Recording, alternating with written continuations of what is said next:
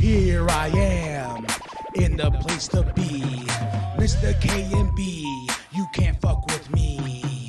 Extra sexy, extraordinary. Palms are hairy, your mama pop. What up, y'all? It is K&B, the sexy ninja, in the place to be, as always, for C Plus Studios. Welcome to the Sexy Ninjacast, and I had to throw on the recording device just because I'm parked in a parking lot. And Heartbroken and Homicidal. I just decided it was a Twiztid day, you know. And I was listening to the album, you know, it started, and all these memories started flooding back. This album came out in 2010, you know, I think it was 21, 22, if I'm doing the math, I think 22, but all the shit that went on in my life during that period, and how much I remember this album was such part of, like, rotation on comfort, keeping my mental status at bay, because I went through a whole, like, a fucking terrible, you know, breakup, and, you know, tried to take my own life because of it. Like,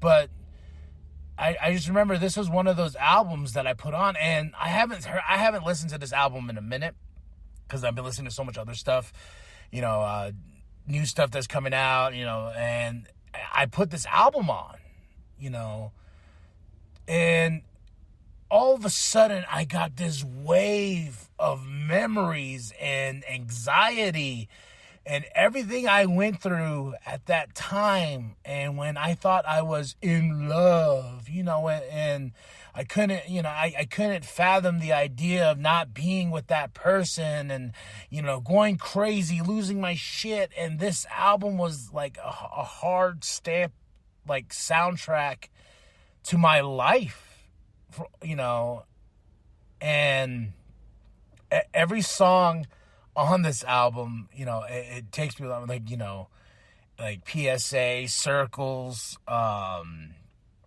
Cyanide, you know, and I remember, like, when songs come on, like Cyanide, I was like, oh yeah, I used to love the dance of the song, yeah, love's like cyanide, you know, all the rest, that one hit hard. I remember just that song, you know, I would, like, listen to that song, bawl my eyes out, cry, then go to sleep. You know, I was in just a really bad mental mind state altogether. And like I said, just every song, Spiderwebs, you know. And what's funny is, like, I remember, like, I geeking out because I remember watching Death Wish. I think it's in Death Wish 2, and that they use a sample from the soundtrack of that movie. Dun, dun, dun, dun, dun. It's so creepy and eerie. And I remember like just watching Death Wish 2, and the soundtrack was on. I was like, that sounds fucking familiar. That sounds so fucking familiar. I've heard that sound before. And then I went back, and I remember I grabbed Heartbroken Homicidal, and I remember being like, oh shit, you know. And I put it on. I was like, oh shit, you know, this is crazy. One of my favorite movies, you know, not of all time, but the Death Wish franchise is fucking dope. But I remember the day I went and picked up this album. I believe it was like in September or something like that, and came with the pen, you know, the pencil, and I thought that was so cool. The artwork, I remember just being intrigued, and I remember just putting in that CD, just sticking it in the slot. It sounds dirty and nasty. That's right, baby. Erotica. CD input erotica. That should be a YouTube channel. Just the satisfaction of putting that CD in the CD player, nice and slow. Then you first push the button, you open it up, and you put it in, or unless you put it in your car, and you just slowly move it in, and then you caress the buttons, and you push what's next. You know, you go through the songs and stuff like that. And I have this thing where if I listen to an album, I usually, like, I remember at that time, what I would do was this is what my uncle taught me. You know, you listen to the first verse and the chorus, then you go on to the next song, first verse and the chorus, go on. And I tried to do that with this album, but like, once it started, I sunk into my chair, and I just remember staring at the ceiling and then all these emotions that I was feeling, that this is the album that I needed right then and there, like the power of music. And I just remember, like, and that's why I had to pull over. Like, I started, like, almost crying, like, just because I felt that time and period of my life. It was dark. Before my daughter, before my wife, before everything, before being K&B the Sexy Ninja, I was Kyle, man. And I was going through some shit. And this album, it's just, I feel better now. I stopped, I got out, I was breathing, and how much, like, that's why I love when I'm cruising. I had to go get my medicine because everyone knows that I got the gout. I'm the gout knight now. I have to take all these medicines, and then I look back and I'm like, fuck, 2010, 22, like, fuck, old man now.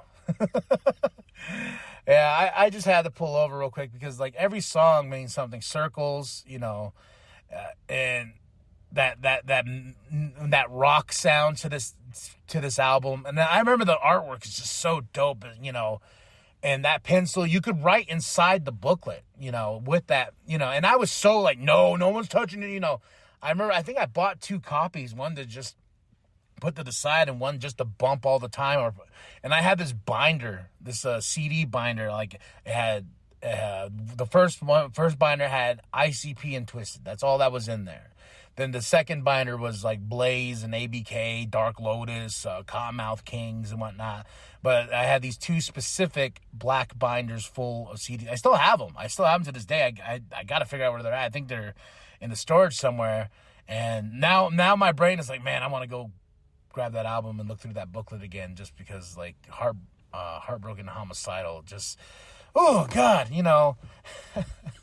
it hit in such a way, and that I feel every lyric on that album, it takes me back to a time and place. And I could probably, if I'm listening to a song, I could probably be like, man, I remember when I was over here. Because I think if I remember right, in that time, I just got back into Flagstaff, like, and I bought it at Hastings, and I tried to do what I did, and I had to go back home to the res. So I went back home to the res. I lived with my grandfolks for a while, tried to get my mind right, and there were some moments there that just didn't, like, really click for me mentally, just because I just remember I was so in this obsession of this person, and I'm the one that broke it off, and I'm the one that tried to kill myself over this fucking person. And I hope that person, though, is doing well. I hope that person is living life to the fullest. And I remember just, and I remember when I came back to Flagstaff, just trying to get back on my feet at that moment, and then I remember, like, just trying to find a job, and I remember I scrounged up every fucking last penny I had just to get this album. The album was only $8.99 at the time, at Hastings. Hastings had great prices for a lot of new albums, especially Psychopathic, But I remember scrounging up what I could, or borrowing a couple dollars from my mom, and that album, it was just such a comfort of pain, sorrow, laughter, to the skits. And the reason why I love Twiztid, I hold that album such a dear place in my heart, to the point to where I had to, like, stop the goddamn car because of the anxiety, man, like, everything. And when All the Rest comes on, that's where, like, a wave of emotions just hit, and I can still feel tears. I can still feel them, like, coming. Like, I still want to cry. I feel like, I'm like, damn, man, I need to go walk around. I need to puff my chest out and whatnot. And, then I'm going to go play this album again and again, get all these feelings. And, PSA, I love, Circles. Jamie's voice on that song is so great. Jamie and Paul, and Paul was doing things at this point lyrically that just, oh, he's just, and they were trying new things, experimenting, because, that's what I love about Twiztid. And I'm putting all the drama aside. As a group, they were doing things so crazy, like just every album was different in some way or aspect. Then when they started fucking with the rock stuff, I was like, oh shit, not the Rock, Dwayne Johnson. I'm talking about like, rock music, and they blended it. I feel in my opinion, I feel like they blended it well. They were like tapping into this whole new sound, and getting more personal with songs and stuff like that. And I feel like, and that's why I think this album just clicked in so many ways in my head. Like, yeah, I love the murder. I love the wicked shit. And, there's a ton of that and the blend of that in there and with the lyrics. But also this album, it comes from a real deep place. And the fact that I had to like stop and pull over, because, and I'm trying to think of the last time I listened to this album, like really listened to this album like I did, because I'm over on the other side of Flagstaff. It's like on the opposite side of town. It's a pain in the butt. It's not really a pain in the butt. It's just I just don't like traveling all the way. I had to go get my medicine and stuff like that. So I was like, oh, you know what? I was like, I got in the car. I was like, all right, big head boy, what are we going to listen to? And I was like, Heartbroken and Homicidal by Twiztid. And then it just started, and I'm like, my lips start to goddamn, and then all that feeling inside of me just took over, man. I don't know if I'm like, oh shit, if that's healthy or whatnot, but I could accept my feelings, I don't know if 2010 Kyle could do that the way I do now, and wishing I could go back in time, not to change things, but to tell him like, yo, it's gonna be okay. You're gonna have a fucking awesome kid. Keep listening to music, keep doing what you're doing.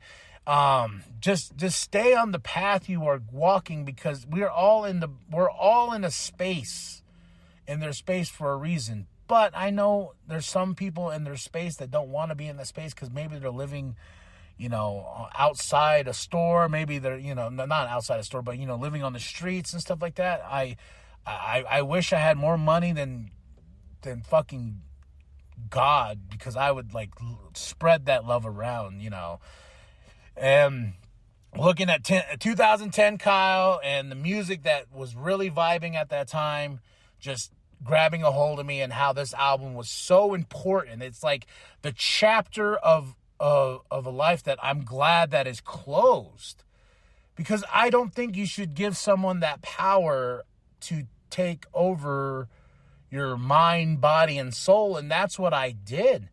And I was like so hell-bent on in love. Like, I didn't even know what love was. Like, genuine, like being in a relationship with somebody you're gonna ride or die with. A genuine love. I didn't understand it. I got a taste of lust, and I just went off the rails, and I was like, yeah.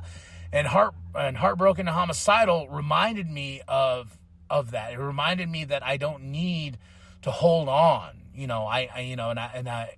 Every song, there was a moment in each song, and to the skits, to everything, to the confidence boosting, of certain tracks. It's just fucking dope, man. It's just so cool, and I just had to share it with y'all. If you've never listened to Twiztid's Heartbroken and Homicidal, you should check it out. Juggalo or not, it's a fantastic record, in my opinion. I really do enjoy the track, and I'm glad that I got to go take a step back in time, And probably some people are like, man, you don't listen to all that. I'm like, there's so much music out there, man. And I think I'm gonna start going back into my past and reliving these records, reliving these albums, and remember being like, oh shit, and I missed the days of getting the CD, and you got that certain sound when you pull that plastic off, that shrink wrap, and then you pluck the CD, and then you pluck the CD to look at the back art, then you pull the booklet out, and yeah. So I just wanted to try this. Tell me what you think. I'm going to go back and check out some other albums, dive deep, maybe dive a little bit deeper by each track or something like that. But yeah, so go check it out. Heartbroken and Homicidal, 2010. Kyle, I love you. You made your journey, and I'm proud of you. You just got to keep going. And to everyone out there going through the struggle, it's going to be okay. All right? Nothing but love. Nothing but respect. That's it. That's all. Yeah, that's all. Like and subscribe. Share it with your grandma. Share it with your grandpa. Share it with the bum down at Walmart. I am KMB, the Sexy Ninja. And as always, stay sexy, ninjas. Whoop, whoop!